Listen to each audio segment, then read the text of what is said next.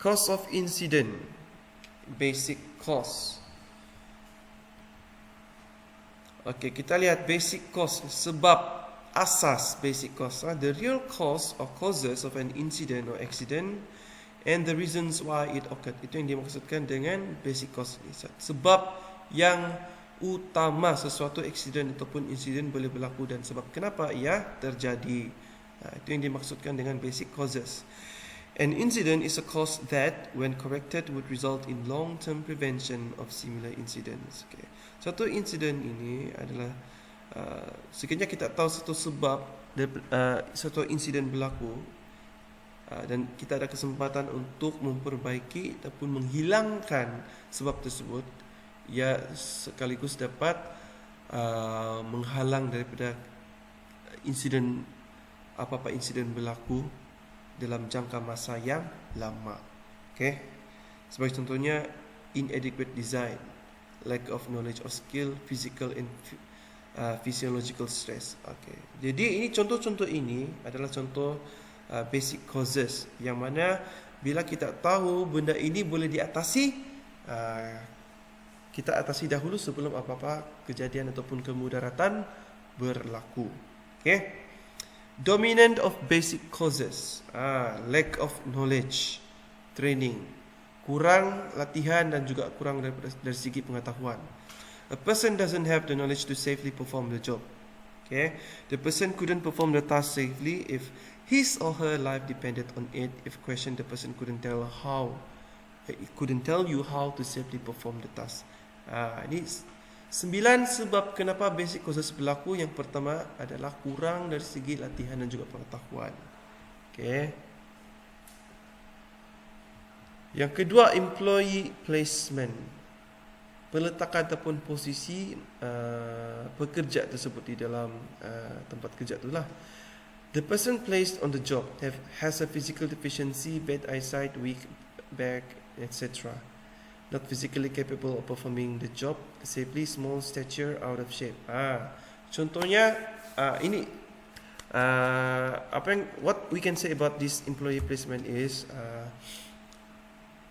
kita kena lihatlah ciri-ciri fizikal seseorang pekerja itu, dan kita kena tempatkan dia mengikut ciri-ciri fizikal dia. Contohnya kita sudah tahu pekerja ini dia rendahkan, dan kita takkanlah kita mau tempatkan dia di tempat kerja yang di sektor ataupun di tempat yang memerlukan dia untuk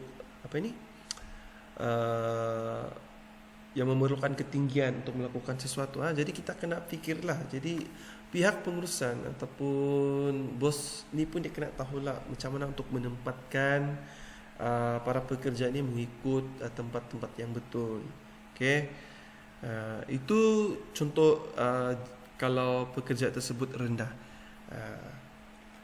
Ada lagi contohlah physical deficiency, kekurangan dari segi fizikal. Contoh rabun. Kalau sudah tahu pekerja tersebut rabun, janganlah kita bagi dia tugas ataupun kerja yang memerlukan dia untuk ni kan, yang memerlukan dia untuk bekerja dengan yang memerlukan penglihatan yang tajam ataupun sakit belakang.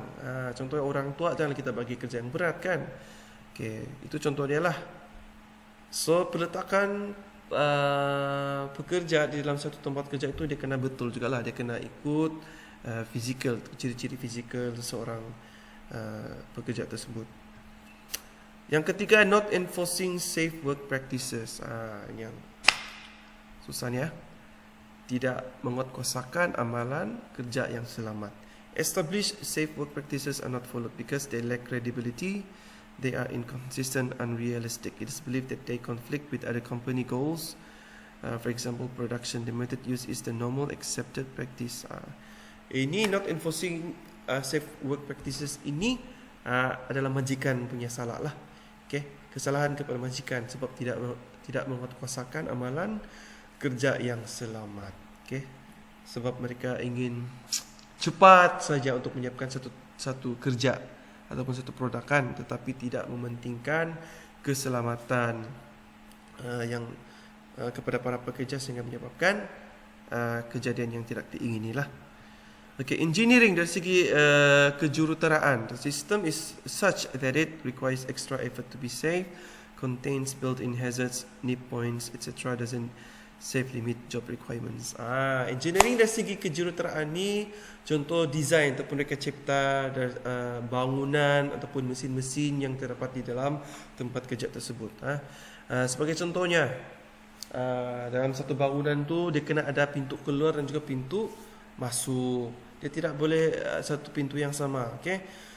Sebab andai kata berlakunya kebakaran, okey, ataupun kejadian yang tidak diingini, jadi orang ramai boleh keluar mengikut pintu keluar yang satu lagi, okey?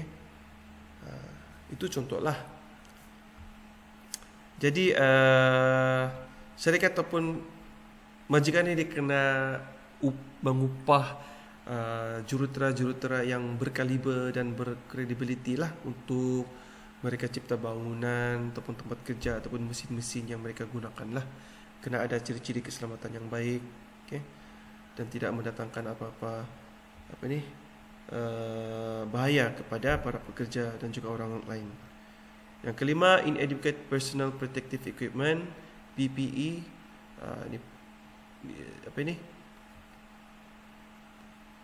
Peralatan pelindungan personal yang tidak cukup. Sebagai contohnya, sarung tangan, topi keselamatan, goggle ataupun cermin mata, okay? Kasut boot dan sebagainya lah. Jadi bila peralatan-peralatan keselamatan ini tidak cukup dalam satu tempat kerja, jadi pekerja ini boleh terdedah kepada pelbagai kemungkinan akan kecederaan dan juga kemalangan. Okay. Yang keenam, inadequate inspection maintenance system. Kurang penyelenggaraan dan juga pemeriksaan. Terlalu sibuk bekerja sampai lupa untuk buat tinjauan penyelenggaraan tentang mesin-mesin yang rosak ataupun contoh ada kebocoran gas dalam satu tempat. Tetapi benda itu sudah lama tapi tidak dilaporkan dan tidak ada tindakan disebabkan tidak ada pemeriksaan dan juga penyelenggaraan dilakukan. Okay. Itulah yang boleh menyebabkan berlakunya kemalangan. Yang ketujuh, purchasing inadequate and inferior equipment. Membeli peralatan yang tidak mengikuti standard keselamatan yang betul dan juga majikan ini dia tidak tidak membeli peralatan keselamatan yang secukupnya. Okay? Itu contohlah. Yang ke-8, inadequate feedback system. Kurang sistem maklum balas. Ini macam sistem aduan lah. Okay? Selalunya dalam satu tempat ataupun satu organisasi adalah lebih baik sekiranya ada sistem aduan lah, di mana para pekerja dia boleh mengutarakan, menyalurkan aduan tentang keselamatan ataupun kesihatan kepada pihak pengurusan. Jadi pihak pengurusan apa yang mereka perlu buat, mereka kena baca dan juga kena kena attend apa aduan yang dibuat dan kena kena bertindaklah, kena buat tindakanlah tentang aduan yang dibuat tu untuk kesejahteraan, keselamatan juga kesihatan semua pihak. Okay. Ini sebagai contohnya ada kes kan yang ada sistem aduan dan para pekerja ada buat aduan tetapi tidak dilayan oleh para majikan. Okay. Itu satu kes juga, satu benda yang tidak betul. Okay. Jadi pihak majikan ni dia kena baca apa aduan-aduan yang telah dibuat dan kena buat tindakan lah untuk kebaikan semua pihak. Tetapi ada juga kes di mana para pekerja tidak tahu untuk membuat aduan. Okay. Jadi mereka sudah tahu ada ciri-ciri keselamatan yang tidak ada pada satu bangunan ataupun satu tempat kerja. Mereka boleh buat laporan tetapi mereka tidak buat. Akhirnya mengakibatkan musibah kepada diri sendiri. So masing-masing kena tahulah peranan. Okay. Yang ke-9, unsafe method. Okay. Kaedah yang tidak selamat. Okay. Ini adalah contoh-contoh 9 dominant of basic causes lah, apa yang menyebabkan basic causes. Okay. Indirect cause, sebab tidak langsung. Ini yang dimaksudkan dengan indirect cause. Okay. Jadi contoh indirect cause ni adalah seperti indifference to safety policies, maksudnya sikap ataupun perasaan tidak ambil tahu ataupun sikap tidak endah tentang polisi keselamatan. Itu adalah inilah sebab punca tidak langsung sesuatu insiden boleh berlaku. Selain daripada itu, contoh tu adalah selain daripada sikap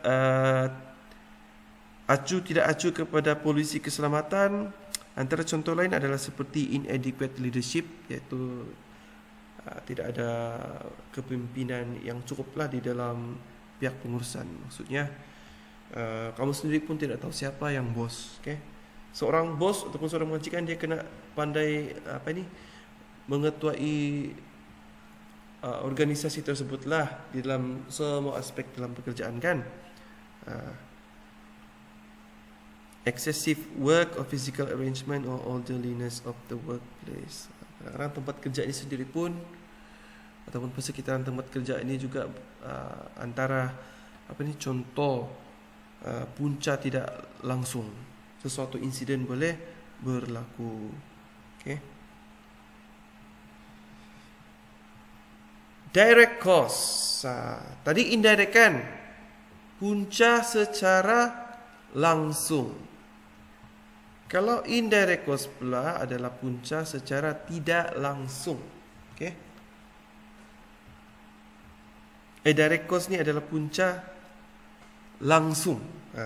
Definition dia, the direct cause of an incident is the immediate events or condition that cause the incident. Satu punca langsung sesuatu insiden itu berlakulah. The direct cause is usually the result of one or more unsafe acts or unsafe conditions or both. Punca direct ini selalunya hasil daripada satu ataupun lebih daripada tindakan tidak selamat ataupun keadaan-keadaan yang tidak selamat ataupun gabungan dua tu. Direct causes are the unsafe acts or conditions that directly cause the safety incident. Okay. Punca langsung adalah tindakan-tindakan tidak selamat ataupun keadaan-keadaan yang tidak selamat yang secara langsung mengakibatkan sesuatu insiden berlaku. Direct cause may happen. Causes that are related to a person in an act, disebabkan oleh seorang individu ataupun disebabkan oleh tindakan individu tersebut. Causes that are related to the actual work environment or conditions. Okay, sebab yang berkaitan dengan kerja, persekitaran ataupun keadaan sesuatu. Okay. Kategori of direct cause. Kita lihat ada beberapa kategori di dalam direct cause ini. Yang pertama, substandard or unsafe act. Sebagai contohnya, operating without authority, melakukan operasi mesin tanpa tanpa authority lah, tanpa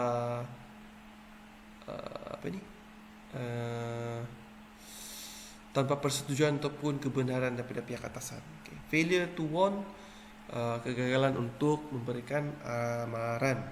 Okay. Substandard or unsafe condition. Okay. Inadequate guards or barrier, defective tool, material, equipment. Okay. Ini adalah contoh-contoh substandard or unsafe condition. Keadaan yang tidak selamat lah. Contoh kurang security guard ataupun peralatan ataupun perkakas yang sudah rosak dan sebagainya lah. Okay. Ini lagi contoh yang boleh kita lihat untuk membezakan antara basic cause, direct cause dan juga indirect cause.